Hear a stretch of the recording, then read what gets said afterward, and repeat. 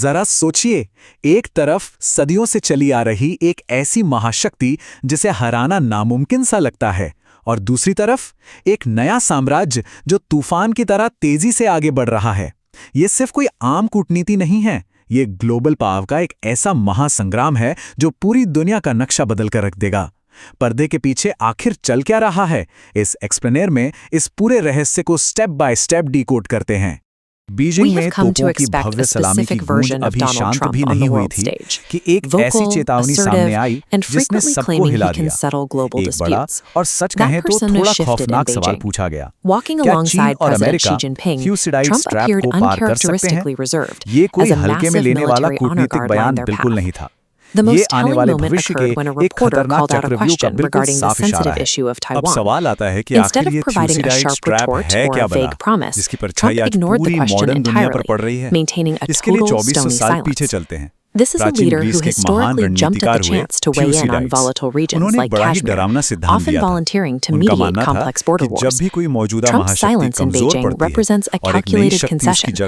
In this specific setting, the United States is visibly operating as a nation that no longer holds the position of the world's only undisputed power. During this visit, Xi Jinping presented a direct challenge to the American delegation, asking if both nations possess the will to overcome what he called the Thucydides trap. That concept traces back 2,400 years to the military strategist Thucydides.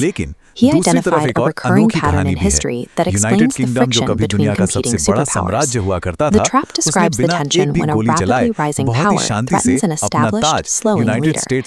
In nearly every historical instance, this intersection results in catastrophic war, as both sides struggle to define who controls the international order.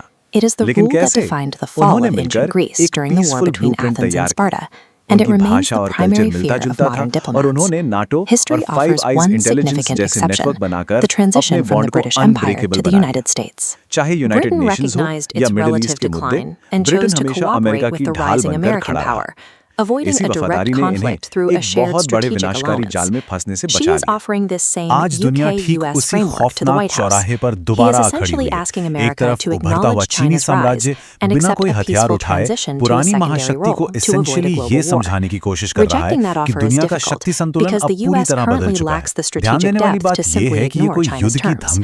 Years of inconsistent policy toward Iran have left American resources drained and its traditional allies in Europe alienated, all while failing to achieve its primary security goals in the Middle East. President Trump is also tethered by economics. His business delegation in Beijing includes the leadership of trillion-dollar tech firms that are physically and financially dependent on the Chinese market for their continued growth. While American forces are preoccupied and disorganized in other theaters, the U.S. military is in no position to risk a sudden escalation over Taiwan that could lead to a direct naval confrontation.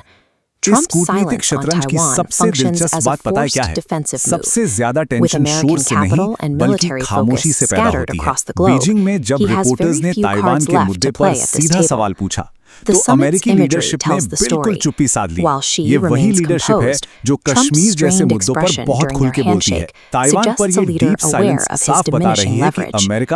Inside China, the public celebrates this encounter as a strategic victory, viewing the American president's presence as a sign of Western deference. This confidence is fueled by the fact that a single generation of Chinese citizens has seen their country transform from a struggling agrarian society into a genuine global peer to the United States. This dynamic highlights a sharp double standard in global affairs. We have to ask why Washington fiercely respects China's red lines while frequently dismissing the territorial concerns of smaller developing nations. We are seeing a shift where diplomatic influence is now tied strictly to raw economic scale and military positioning. Historical status is no longer enough to guarantee respect on the world stage. The Thucydides trap is set. से एकजुट कर The दिया real है। question for our एक era ऐसी is no जबरदस्त longer about देशभक्ति China और catching कॉन्फिडेंस up. पैदा हो गया है It's about whether जिसे the हिला United पाना States किसी के will लिए भी accept a लगभग peaceful नामुमकिन सा लग transition, रहा है। or if लेकिन